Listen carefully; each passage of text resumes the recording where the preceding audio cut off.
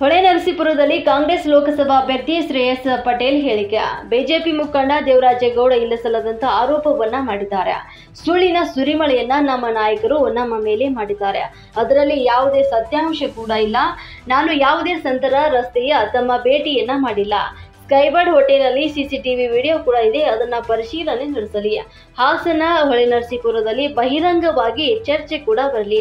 ನನ್ನ ಪಾತ್ರ ಇದೆ ಅಂತ ಸಾಬೀತುಪಡಿಸಿದರೆ ಅಂದೇ ರಾಜಕೀಯದಿಂದ ನಾನು ನಿವೃತ್ತಿಯನ್ನ ಪಡೆಯುತ್ತೇನೆ ಅಂತ ಹೇಳಿದ್ರು. ಇನ್ನು ಜೂನ್ 4ರಂದು ಜನರ ಆಶೀರ್ವಾದದಿಂದ ಗೆದ್ರೆ ಅಂದೇ ನಾನು ರಾಜೀನಾಮೆಯನ್ನ ಮಾಡ್ತೇನೆ. ಎಸ್ಐಟಿ ತನಿಖೆ ದಿಕ್ಕನ್ನ ತಪ್ಪಿಸುತ್ತಾ ಇದೆ. ಇನ್ನು ಅವರು ಬಿಜೆಪಿ, ಜೆಡಿಎಸ್, ಕಾಂಗ್ರೆಸ್ ಯಾವ ಪಕ್ಷದಲ್ಲಿ ಇದ್ದಾರೆ? ಎನ್ಆರ್ ವೃತ್ತದಲ್ಲಿ ಡಿಸ್ಪ್ಲೇ ಹಾಕಿಸಿ ವಿಡಿಯೋ ಹಾಕಿಸ್ತೀನಿ ಅಂತ ಹೇಳಿದವರು ಯಾರು? ಈ ಪ್ರಕರಣದಲ್ಲಿ ಸರಿಯಾಗಿ ತನಿಖೆ ನಡೆಯಬೇಕಾಗಿದೆ. ಮಾನನಷ್ಟ ಮೊಕದ್ದಮೆ ಕೇಸನ್ನ ದಾಖಲಿಸುತ್ತೇನೆ. ಈಗಾಗಲೇ ವಕೀಲರ ಜೊತೆ ಮಾತುಕತೆ ಕೂಡ ನಡೆದಿದೆ. ನನಗೆ ಕಳಂಕ ಬರುವಂತ ಕೆಲಸವನ್ನ ಮಾಡ್ತಾ ಇದ್ದೇನೆ. ದೇವರಾಜೇಗೌಡ ವಿರುದ್ಧ ಕಾನೂನು ಹೋರಾಟವನ್ನ ಮಾಡ್ತೇನೆ. ಪೆನ್ಡ್ರೈವ್ ವಿಚಾರ ಮಾತನಾಡಲು ಅಸಹ್ಯ ಆಗುತ್ತೆ. ನಾನು ಸುಸಂಸ್ಕೃತ ಕುಟುಂಬದಿಂದ ಬಂದವನು, ಅಕ್ಕ ತಂಗಿಯರ ಜೊತೆ ಬೆಳೆದವನು.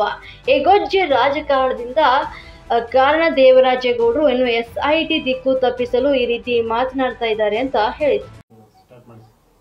ಎಲ್ಲ ಮಾಧ್ಯಮ ಮಿತ್ರರಿಗೆ ನಮಸ್ಕಾರಗಳು, ಬೆಳಗಿನ ಶುಭೋದಯ. ಏನು ನಿನ್ನೆ ಎಲ್ಲ ಸಂಜೆ ಮೇಲೆ ನಡೆಯುವಂತಹ ಬೆಳವಣಿಗೆಗಳ ಬಗ್ಗೆ ನಿಮಗೆಲ್ಲ ಮಾಹಿತಿ ಇದೆ. ಏನು ಬಿಜೆಪಿ ಮುಖಂಡ ಮತ್ತು ವಕೀಲ ಅಂತ ದೇವರಾಜೇಗೌಡ ಅವರು ಇಲ್ಲಸಲ್ಲದ ಆರೋಪ ಮಾಡಿ ಒಂದು ಸುಳ್ಳಿನ ಸುರಿಮಳೆನೆ ನಮ್ಮ ಪಕ್ಷದ ನಾಯಕರುಗಳಂತಹ ಜನ ಸರ್ಕಾರದ ಮುಖ್ಯಮಂತ್ರಿಗಳು, ನಮ್ಮ ಉಪಮುಖ್ಯಮಂತ್ರಿಗಳ ಮೇಲೆ, ನನ್ನ ಮೇಲೆ ಇಲ್ಲಸಲ್ಲದ ಆರೋಪಗಳನ್ನು ಮಾಡಿದ್ದಾರೆ. ಅದೆಲ್ಲ ನಿಮಗೆ ಮಾಹಿತಿ ಇರುವಂಥದ್ದೇ. ಇದೆಲ್ಲ ನಾನು ಮಾಧ್ಯಮ ಮುಖಾಂತರಗಳಲ್ಲಿ ಸ್ಪಷ್ಟಪಡಿಸುವುದೇನಂತ ಹೇಳಿದ್ರೆ, ಇದು ಸುಳ್ಳಿನ ಕಂತೆಗಳನ್ನು ಮಾಧ್ಯಮಗಳ ಮುಂದೆ ನಿನ್ನೆ ಇಟ್ಟಿದ್ದಾರೆ. ಅದರಲ್ಲಿ ಹೇಳಿದ್ರಲ್ಲಿ ಯಾವುದೇ ಭಾಗಶಃ 1% ಸಹ ಸತ್ಯಾಂಶ ಇಲ್ಲದು ಮೇಲ್ನೋಟಕ್ಕೆ ಕಾಣ್ತದೆ. ಪಾರದರ್ಶಕವಾಗಿ ಎಸ್ಐಟಿಯಿಂದ ತನಿಖೆ ನಡೀತಾ ಇದೆ. ತನಿಖೆ ಆಗಲಿ ಅಂತ ನಾನು ಆಗ್ರಹಿಸಿದ್ರಲ್ಲಿ ನಾನು ಒಬ್ಬ.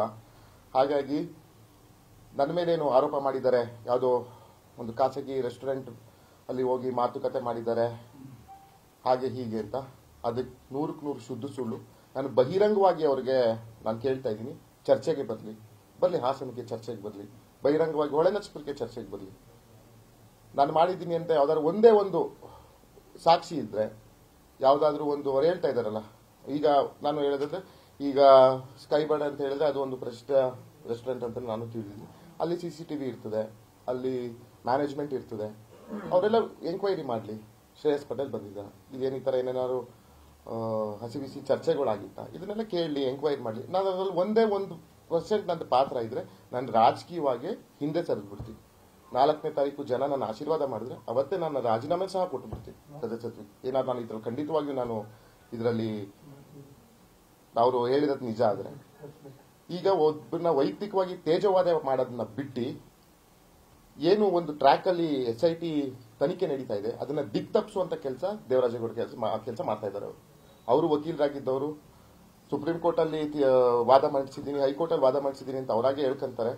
ಆದ್ರೆ ಯಾಕೆ ಒಬ್ಬರ ಮೇಲೆ ಈಗ ವೈಯಕ್ತಿಕವಾಗಿ ಈ ತರ ತೇಜೋವಧೆ ಮಾಡ್ತಾನೆ ಅನ್ನೋದು ನನಗಂತೂ ಗೊತ್ತಿಲ್ಲ.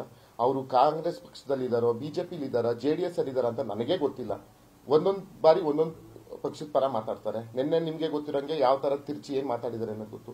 ಈಗ 6 ತಿಂಗಳು ಮುಂಚೆ ಎಲ್ಲ ನಮ್ಮ ಹಾಸನ ಜಿಲ್ಲಾ ಪ್ರತಿನಿಧಿಗಳೇ ಇಲ್ಲಿರೋರು.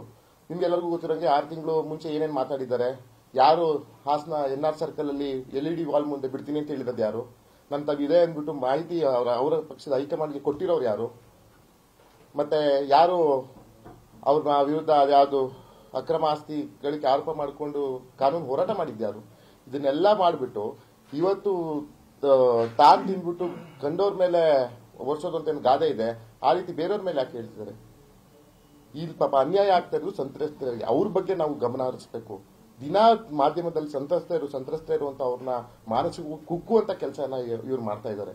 ಅವ್ರಿಗೆ ಸರಿಯಾದ ದಾರಿಲಿ ಇದು ತನಿಖೆ ಆಗ್ಬೇಕು, ತಪ್ಪಿತಸ್ಥರಿಗೆ ಶಿಕ್ಷೆ ಆಗ್ಬೇಕು, ಸಂತ್ರಸ್ತರಿಗೆ ನ್ಯಾಯ ದೊರಕಿಸ್ಕೊಡ್ಬೇಕು ಅಂತ ಕೆಲಸ ಮಾಡ್ಲಿ. ನಾವೆಲ್ಲ ಅವ್ರಿಗೆ ಬೆಂಬಲವಾಗಿ ನಿಲ್ಲೋಣ. ಅದು ಬಿಟ್ಬಿಟ್ಟು ಇದು ತನಿಖೆನೆ ಬೇರೆ ಹಾದಿಲಿ ತಗೊಂಡೋಗ್ಲಿಕ್ಕೆ ಇವರು ಪ್ರೇರೇಪಿಸ್ತಿದ್ದಾರೆ, ಆ ಕೆಲಸ ಮಾಡ್ತಾ ಇದ್ದಾರೆ, ಆ ಹುನ್ನಾರ ಮಾಡ್ತಾ ಇದ್ದಾರೆ. ಇದಕ್ಕೆ ನಾನು ಖಂಡಿತವಾಗಿ ಖಂಡಿಸ್ತೀನಿ. ನಾನು ಪದೇ ಹೇಳೋದಿಷ್ಟೇ, ಬಹಿರಂಗವಾಗಿ ಚರ್ಚೆಗೆ ಬರಲಿ. ನನ್ನ ವಿರುದ್ಧ ಇರುವಂತಹ ಆರೋಪ ಮಾಡ್ತಾ ಇದ್ದಾರೆ ಅದಕ್ಕೆ ದಾಖಲೆಗಳು ಕೊಡ್ಲಿ, ಸಾಕ್ಷಿ ಕೊಡ್ಲಿ, ಖಂಡಿತವಾಗಿಯೂ ಅವ್ರು ಹೇಳಿದ್ ನಾನು ಬದ್ಧ ಆಗಿರ್ತೀನಿ.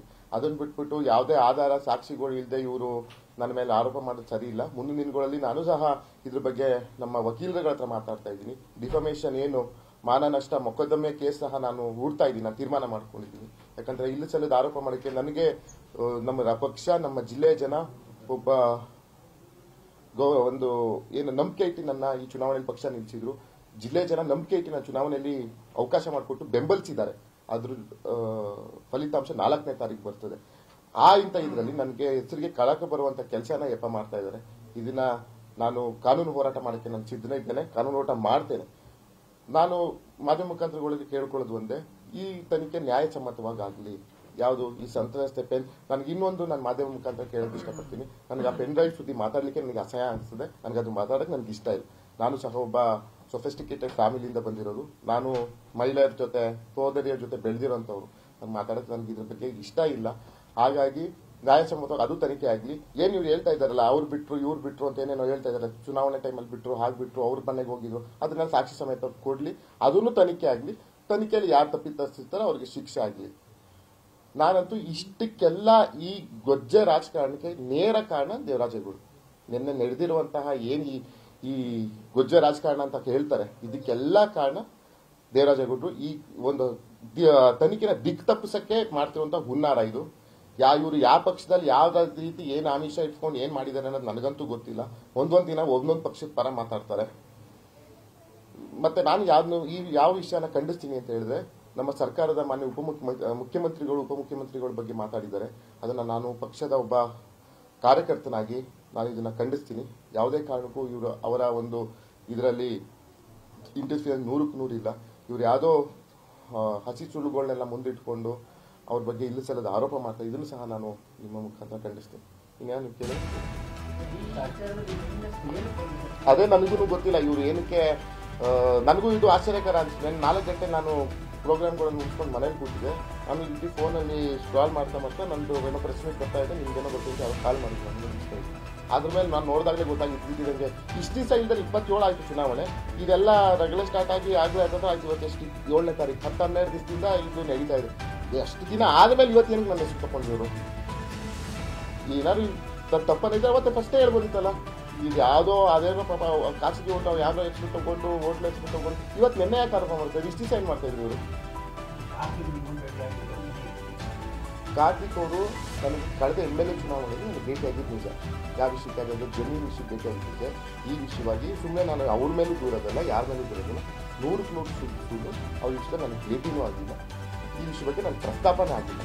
ನಾನು ನಿಮ್ಗೆ ಎಷ್ಟು ಮಾಧ್ಯಮದವ್ರಿಗೆ ಗೊತ್ತು, ದೇವರಾಜೇಗೌಡ ನನಗೆ ಗೊತ್ತಾಗಿದ್ದು ಇವೆಲ್ಲ ಇದಾವೆ, ಟಿವಿಲಿ ಬಿಡ್ತೀನಿ, ಅಲ್ಲಿ ಬಿಡ್ತೀನಿ, ಎಲೆಕ್ಷನ್ ಟೈಮಲ್ಲಿ ಬಿಡ್ತೀನಿ ಅದೇನು ಟಿವಿಲಿ ಮುಖಾಂತರ ನೋಡಿ ಅಷ್ಟೇ ಸಹ ಮಾಹಿತಿ ನನಗೂ ಗೊತ್ತಿರೋದು. ಈ ಪೆಂಡ